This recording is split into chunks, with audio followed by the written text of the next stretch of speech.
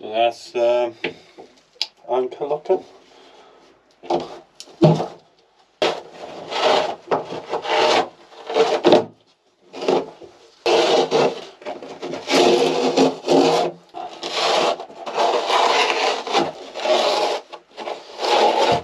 Surprisingly it's quite dry. Not sure what to do. Obviously we're going to replace this.